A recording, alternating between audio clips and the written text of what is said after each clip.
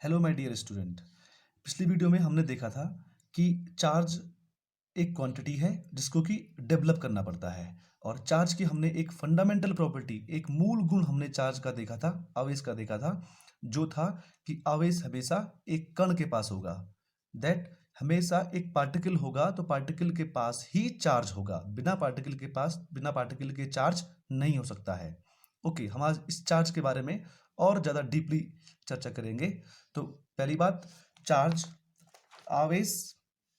Charge एक scalar quantity है, scalar quantity है। दूसरा, चार्ज की यूनिट क्या होती है? तो चार्ज की यूनिट होती है कूलम। कूलम ये एक साइंटिस्ट हुए हैं जिन्होंने कि चार्ज पे बहुत सारा काम किया हुआ है, तो हमने उन्हीं के बिहाफ में इसकी यूनिट का नाम रख दिया है कूलम। इसको हम देखिए, क्वांटिटी को, चार्ज को हम लोग क्यू से रिप्रेजेंट करते हैं और इसकी यूनिट को हम लोग सी से रिप्रेजेंट करते हैं। इन दोनों में हल्का सा कंफ्यूजन है। यूनिट को हम लोग सी, कूलम को हम सी लिखेंगे और चार्ज को हम लोग क्यू लिखेंगे। ठीक है, और इसकी डायमेंशन होती है, इसकी विमा होती है एटी। इसकी एसआई यूनिट हमारे पास कूलम होती है, लेकिन इसकी सीजीएस यूनिट हमारे पास, सीजीएस यूनिट ईएसयू होती है, इलेक्ट्रोस्टैटिक यूनिट। ठीक है, चार्ज स्केलर क्वांटिटी है, कूलम इसकी यूनिट है, इसकी डायमेंशन 80 होता है। ठीक है, इसको, चार्ज को हम लोग क्यू से रिप्रेजेंट करते हैं। राइट, अब हम देखते हैं चार्ज के कुछ प्रॉपर्टीज। ठीक है, चार्ज के हमारे पास बहुत सारी प्रॉपर्टीज हैं। पहली प्रॉपर्टीज और बहुत ज़्यादा इंपॉर्टेंट प्रॉपर्टीज, ये बार बार एग्जाम में आता है, दैट क्वांटाइजेशन ऑफ चार्ज या क्वांटम नेचर ऑफ चार्ज। अब इसकी क्वांटम प्रकृति क्या होती है? तो देखिए, मैं इसको आपको समझाता हूँ।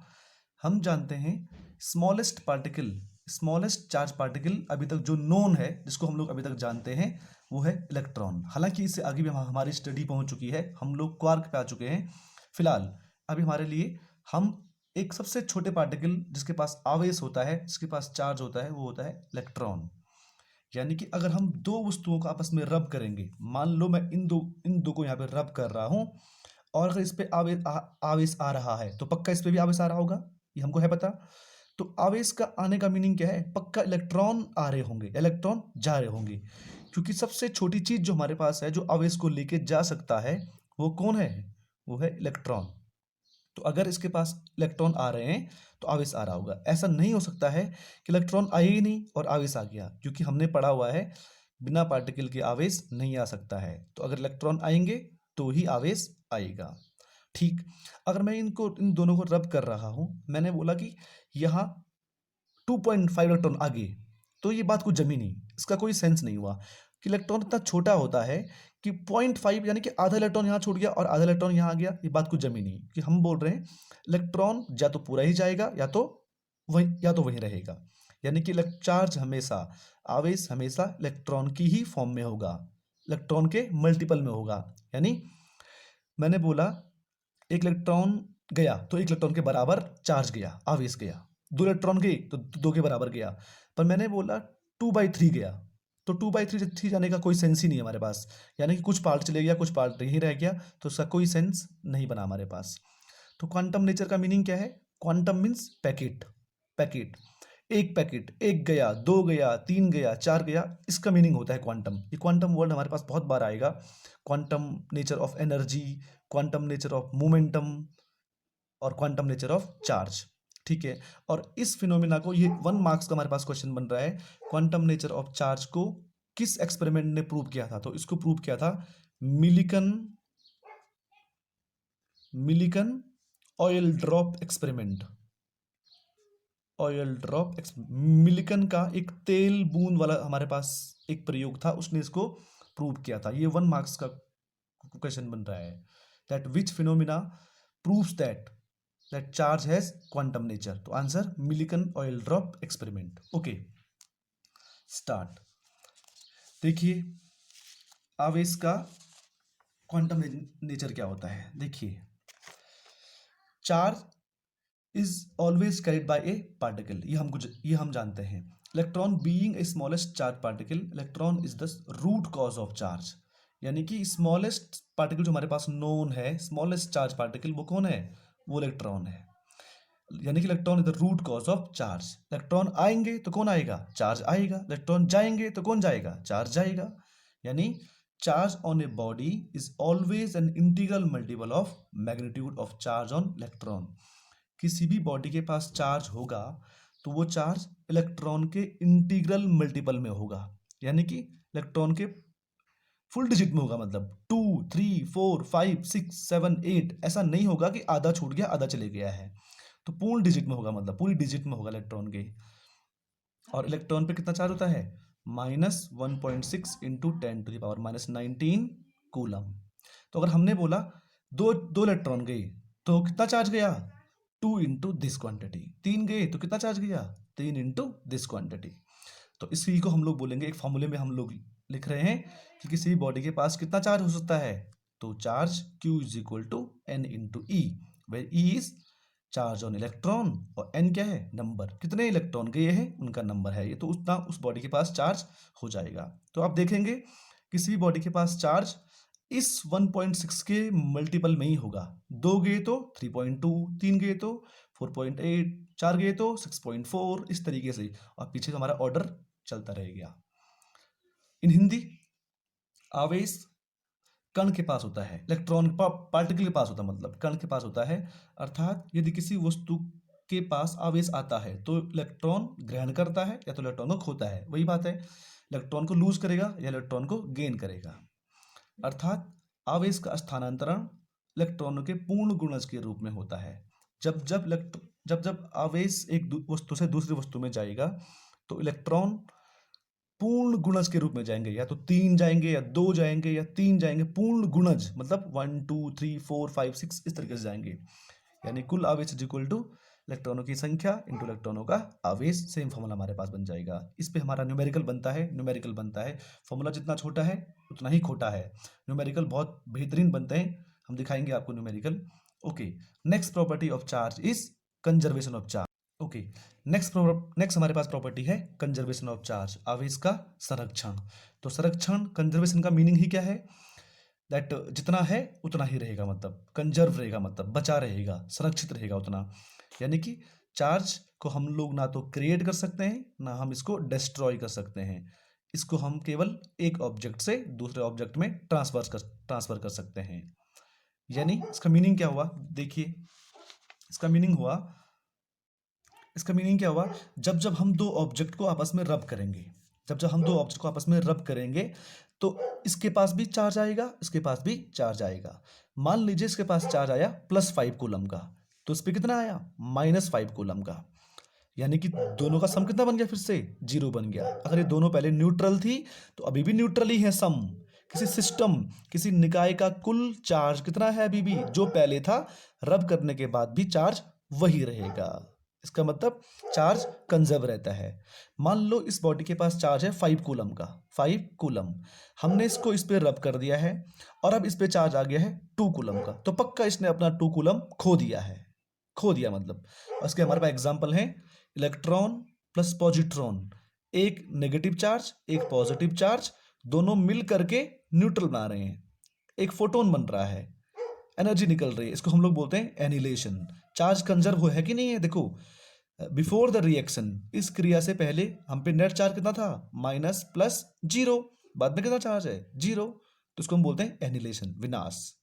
दूसरा एग्जांपल देखिए, 90 thorium 234 plus 2He4 alpha particle, equal to से पहले कितना चार्ज है? चार्ज 90 + 2 92, इक्वल टू के बाद कितना चार्ज है? 92।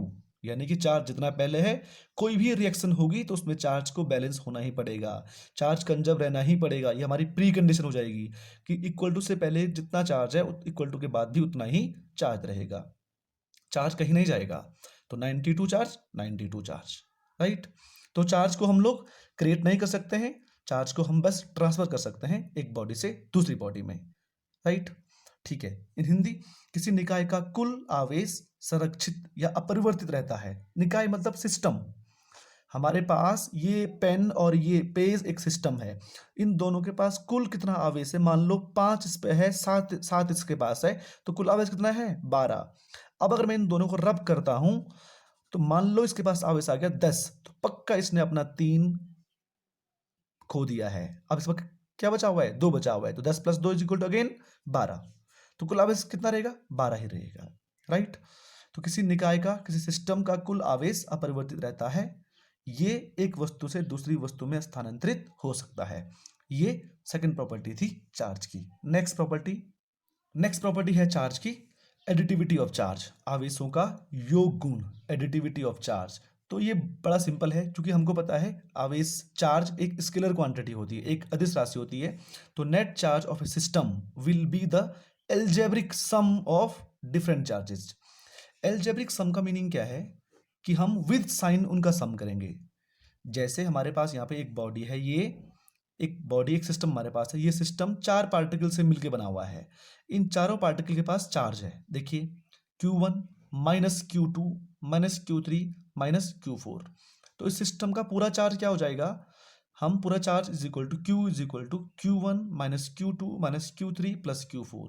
विद साइन हम इन सारे पार्टिकल के चार्ज को ऐड कर देंगे, विद साइन। एल्जेब्रिक का मीनिंग ही वही है, हमको विद साइन ऐड कर देना है, क्योंकि ये स्केलर क्वांटिटी है। तो नेट चार्ज कितना हो जाएगा?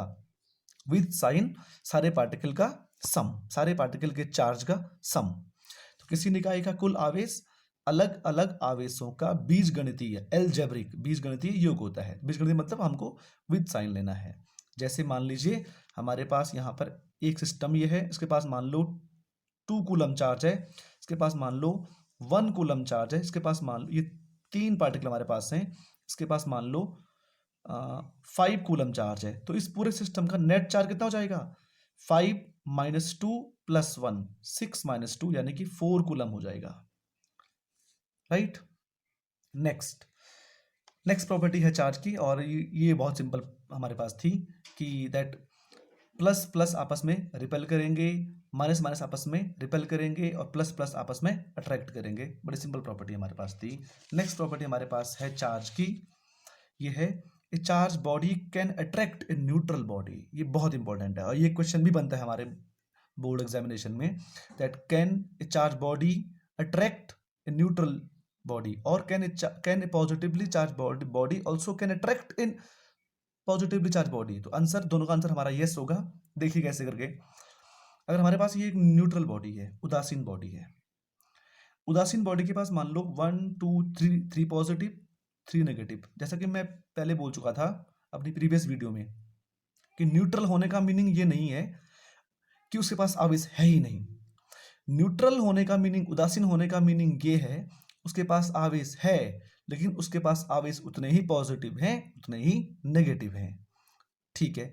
अब हमने एक काम करना है, इस न्यूट्रल बॉडी को हमने अट्रैक्ट करना है विद चार्ज बॉडी।